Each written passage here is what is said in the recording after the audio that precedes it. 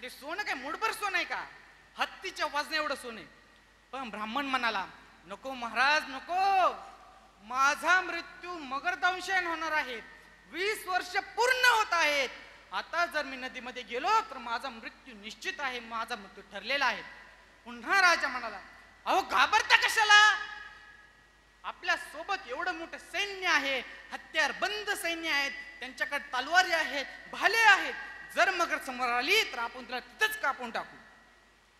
परत ब्राह्मण म्हणाला, अहो नको, जर मी गेलो तर माझा मृत्यू नक्की होईल. शेजारचा म्हणाला, अहो हे काय मुठभर सोनं आहे का?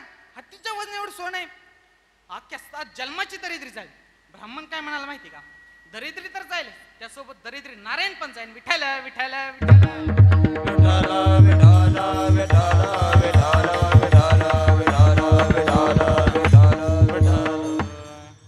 ब्राह्मणाच्या मनामध्ये सुद्धा लालसा आली, कारण ते एवढं मोठं सोनं होतं. ब्राह्मण म्हणाला, ठीक आहे, माझ्या बाजूने तुम्ही खूप मोठं सैन्य ठेवा. राजा म्हणाला, ठीक आहे. नाव पाण्यात सोडली, पाण्यामध्ये हत्ती चढवला, नाव बुडली, ते तर खून केली. मग ते सोनं घेतलं, सोनं त्या नावेमध्ये चढवलं, नाव बरोबर पाण्या एवढी तरंगली. आता ब्राह्मणाला नदीमध्ये उतरून फक्त त्या नावेला हात लावायचा होता.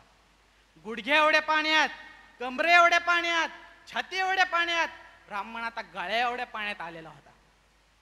ब्राह्मणाने त्या नावेला हात लावला, संकल्प तुटला, नावे खालूनच मगर निघाले. सैन्य तसंच उभं राहिलं. विठ्ठल विठ्ठल विठ्ठल विठ्ठल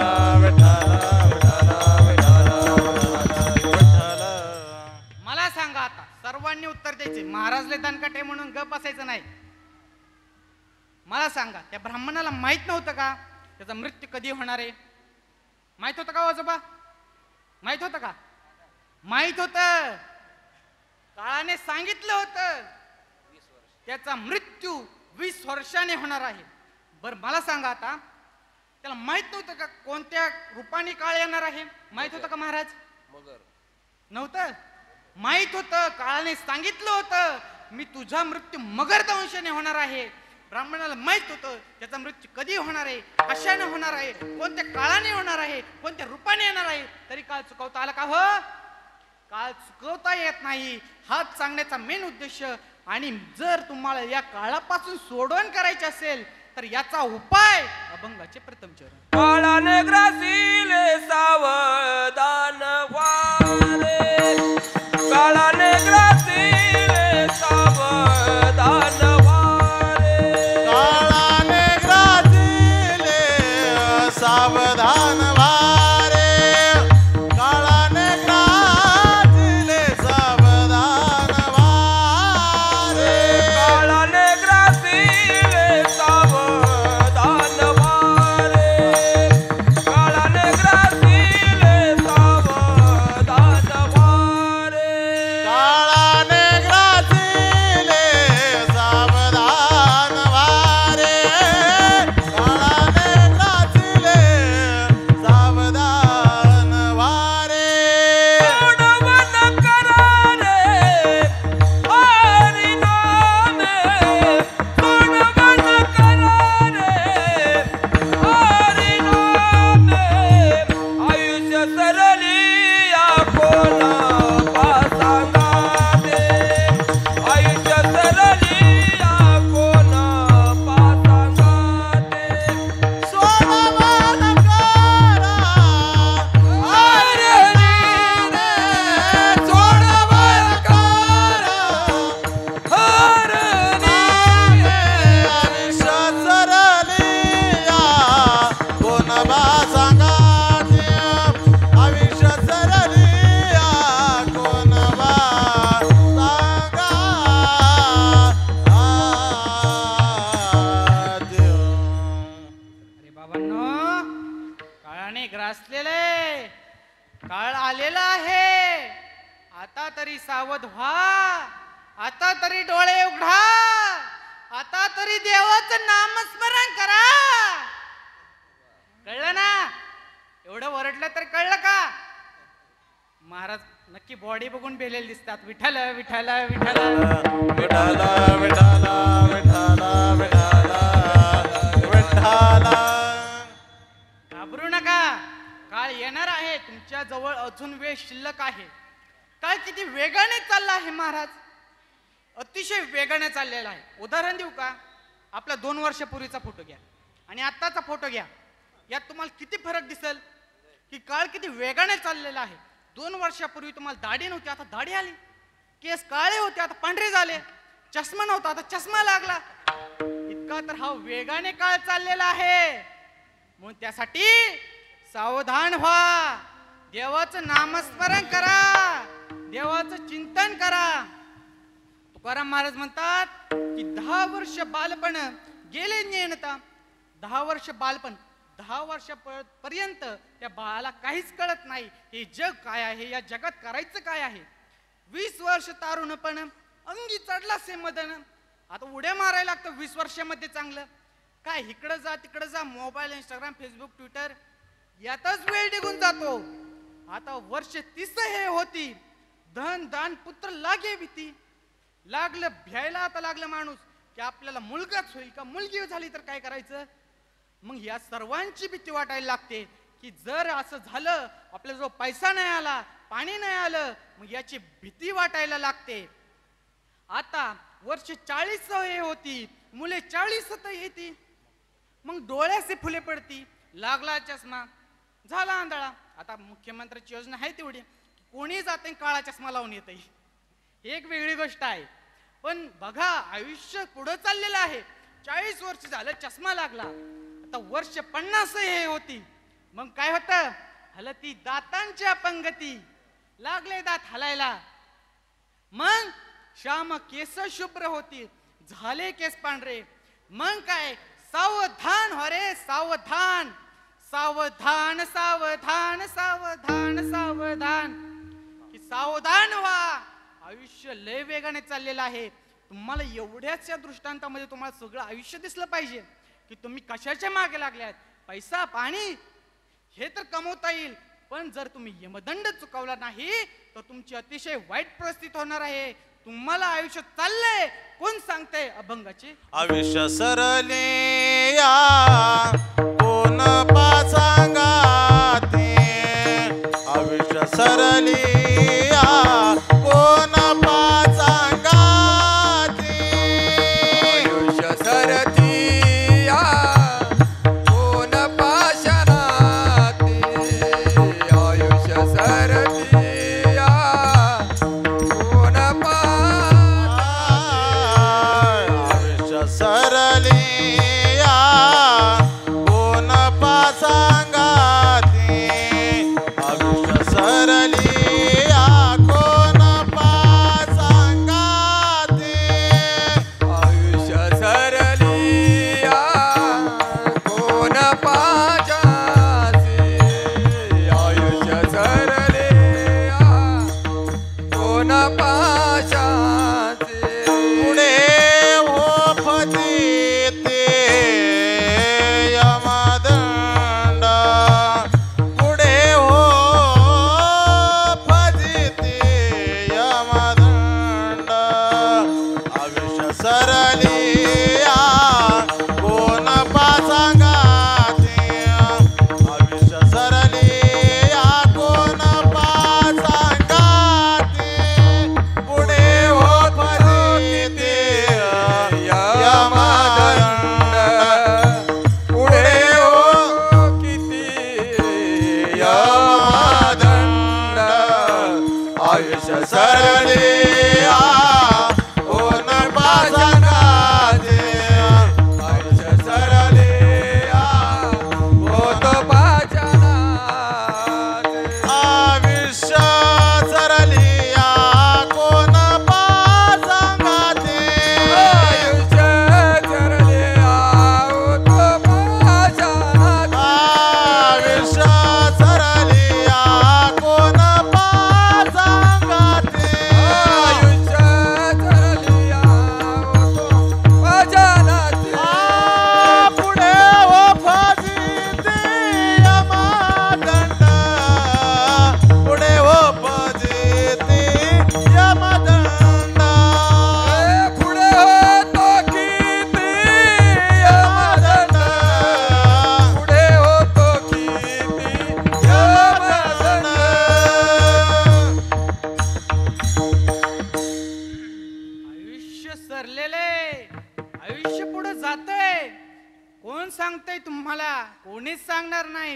सांगताय का?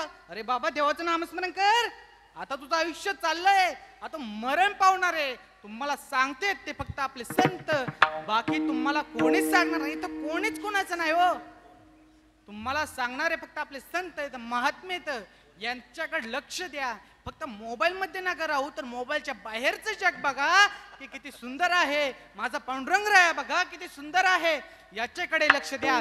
कधीतरी या कुर्त्यामध्ये या धोत्रामध्ये येऊन बघा की किती आनंद आहे. या सर्वांच्या नादी लागा. तुम्हाला इंस्टाग्रामने काय मिळणार नाही हो. देवाचं नामस्मरणातच अख्खं जग लपलेलं आहे. हे तुम्ही ओळखला तरच तुम्हा यमदंड चुकवता येईल. मग मरण तर काय एवढं सोपं आहे का हो? एवढं सोपं नाही हो मरण. मरणाच्या सुद्धा दोन गती आहेत. एक आहे अधोगती आणि दुसरी आहे ऊर्ध्वगती. ऊर्ध्वगतीमध्ये 4 ठिकाणावरून प्राण जातात: कान, नाक, डोळे आणि तोंड. जर प्राण कानामधून जाणार असेल तर कान सुन्न पडतात. जर प्राण डोळ्यामधून जाणार असेल तर डोळे व्यस्त होतात. डोळ्यासमोर काळा अंधार येऊ लागतो आणि प्राण डोळ्यामधून जातात. प्राण जर नाकामधून जाणार असेल तर नाकाचा शेंडा खाली पडतो. प्राण जर तोंडामधून जाणार असेल तर आपला श्वास हा उलटा चालू होतो आणि प्राण तोंडामधून जातो. असा प्रकार झाला हा अधोगती. अधोगती झालं ना तेही लक्ष देऊ नाही का? ही झाली ऊर्ध्वगती. आता दुसरी आहे अधोगती. अधोगतीमध्ये पापी माणसाचा प्राण जातो. कसा जातो ऐका. पापी माणसाला कप नावाचा आजार होतो. त्याचा प्राण कंठामध्ये येऊन बसतो. तो प्राण बाहेर पडण्याचा प्रयत्न करतो, पण तो प्राण बाहेर पडत नाही. मग तुम्ही ऐकलं असेल, मग तो काय म्हणतो, अरे देवा चुकलं रे माझं, आता माफ कर, आता तरी उचल की रे. म्हणतो ना. आजारी माणसं बघितली असाल म्हणता, अरे उचल, अरे उचल. अशी ही झाली अधोगती. जर तुम्हाला ही चुकवायची असेल तरच देवाचं नामस्मरण करा. मग यम बघतो ह्याचं आयुष्य किती राहिलंय, आता बास करायचं की ह्याला अजून त्रास द्यायचा. मग यम म्हणतो आता ठीक आहे. यम येतो, त्याच्या गळ्यात फसा टाकतो. फसा टाकण्याच्या आधी खात्री करतो ते होच आहे का. पण मरणं पण एवढं सोपं नाही. प्राण बाहेर पडायचं मग तुम्ही काय चेष्टा समजता काय? कानातून जातो म्हणजे बुर्र करणं जातो काय? अहो अतिशय वाईट परिस्थिती आहे मरणाची. मरताना आपल्या शरीराचे 4 बंध तुटतात. किती? 4 बंध तुटतात. आणि ती 4 बंध तुटायला इतका भयान त्रास आहे. 1 विंचू चावले किती त्रास होतो? चावलाय का कोणाला? 1 विंचू चावले किती त्रास होतो? 2 विंचू चावले, 3 विंचू चावले. पण इथं एवढे विंचू नाहीत. 3.5 कोटी विंचू एकदा चावल्यावरती जेवढं दुःख होईल तेवढं दुःख शरीराचा 1 बंध तुटताना होतो. किती? 3.5 कोटी विंचू एकदा चावले मग किती भयान दुःख होईल. आणि तेवढं दुःख 1 बंध तुटताना होतो. फक्त 1, अजून 4 बंध तोडायचे आहेत. मग किती भयान दुःख आहे. आणि या दुःखापासूनच वाचायचं असेल तर देवाचं नामस्मरण करा, देवाचं चिंतन करा, देवाची भक्ती करा, देवाचं गजर करा. आता प्राण कसा जातो पुढे सांगतो तुम्हाला. आता यमाने तो प्राण काढला. आता त्या यम प्राण सभेमध्ये घेऊन जातो. यम सभेमध्ये त्याच्या पण 4 सभा आहेत. आपल्याकडे 2च सभा आहेत, एक लोकसभा आणि दुसरी राज्यसभा. यात कितीही कालवा केला तर काही फरक पडत नाही. यम सभेमध्ये सभेचा सभापती जरी असला तरी त्याला मार खावा लागतो. ही झाली यम सभा.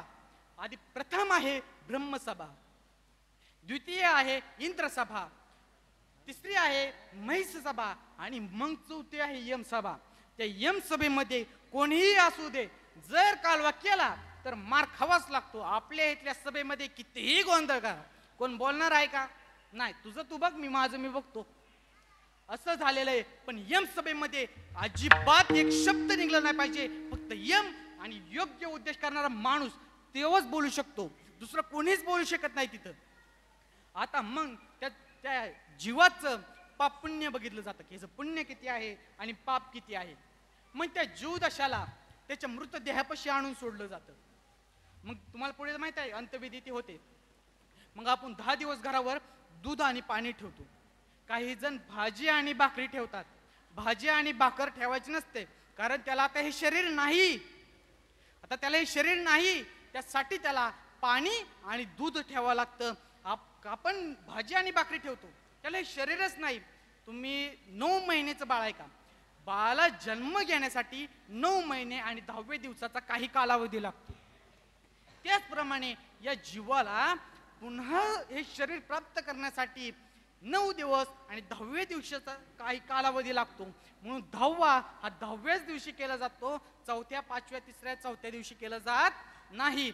आता कळलं का, 10व्याच दिवशी करायचा. आता पुढे मग त्या जीवदशेला पुन्हा वर नेलं जातं. मग तुम्हाला माहिती आहे, आपण मग 11व्या दिवशी पददान, वस्त्रदान हे सगळं करतो. मग हे सगळं जेव्हा आपण दान केलं, हे त्या जीवदशेपर्यंत जाऊन पोचतं. आणि 13व्या नंतर मग त्या जीवाचा प्रवास सुरू होतो. वृषभद्रा नावाची नदी आहे, श्वनेतपूर नावाचं नगर आहे. त्या नगरामध्ये भरपूर झाडे आहेत. त्या झाडाखाली ती जीवदशा बसलेली असते. त्या झाडाची पाने कशी आहेत माहिती का, तलवारीसारखी पाने आहेत. एक पान जर इथं पडलं तर हाताचा लगदाच्या लगदा पडेल एवढी तेजवान पाते आहेत. ती पानं कोण पाडतं, ही पानं यम पाडतो. ती पानं यम पाडतो. त्या जीवदशाला त्याचं पाप पुण्य भोगावं लागतं. आणि मग पुढं काय, पुढं अतिशय वाईट आहे महाराज. मग ती जीवदशा जशी जशी पुढे जाते त्याला तसे तसे सैन्य सांगतं की यम कसा आहे, यम काय करतो, तो काय वाटप करतो, काय मारतो, झोडतो, आपलं निष्ठूर तोडतो, हा आहे यम. मारिती तोडीती तोडीती निष्ठुर, मारिती तोडीती तोडीती निष्ठुर, मारिती तोडीती तोडीती निष्ठुर, मारिती तोडीती तोडीती निष्ठुर, मारिती तोडीती तोडीती कोण, मारिती तोडीती तोडीती कोण, मारिती तोडीती तोडीती कोण, मारिती तोडीती तोडीती कोण. यमात किंकर बहुसार, यमात किंकर बहुसार, यमात किंकर बहुसार, यमात किंकर बहुसार, मारिती तोडीते तोडीती निष्ठुर, मारिती तोडीती तोडीती निष्ठुर, मारिती तोडीती तोडीती निष्ठुर, मारिती तोडीती तोडीती निष्ठुर. यमाचे किंकर बहुचाल, यमाचे किंकर बहुचाल, यमाचे किंकर बहुचाल, यमाचे किंकर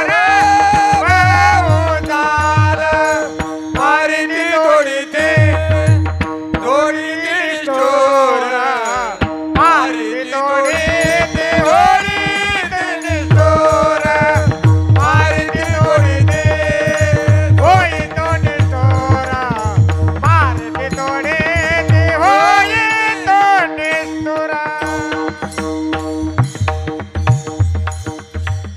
यम मारतो, झोडतो, आपलं निष्ठूर तोडतो, आपला गर्व तोडतो. यम कसा आहे. पुढं आहे का, खैराचं लाकूड माहिती का, खैऱ्याचा लाकडाचा जो कोळसा असतो ना, जगाचा काही निब्बर कोळसा खैराचा असतो. आणि त्या खैराच्या कोळसा लाल बुंद तापवलेला आहे. आता तो लाल बुंद जो कोळसा तापवलेला आहे Cadbury त्याच्यावरून त्या Dairy, जीवदशाला तोंड गोड चालत जावं लागतं. बघा मग किती त्रास आहे. तुम्हाला एका कोळशावर पाय ठेवला तर किती दुखतं.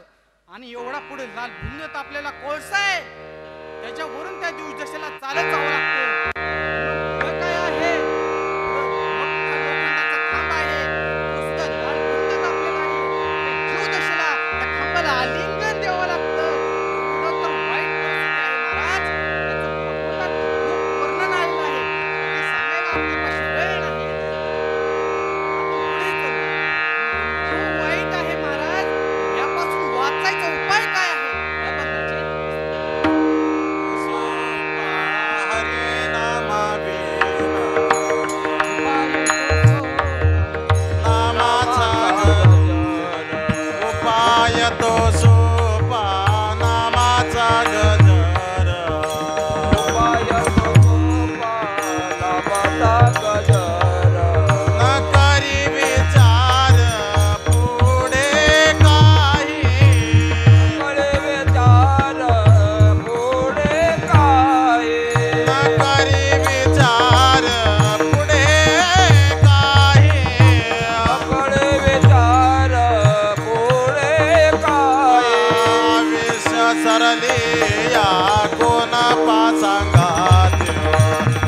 आयुष्य सरले या कोण पासागात आयुष्य सरले या कोण पासागात आयुष्य सरले या कोण पासागात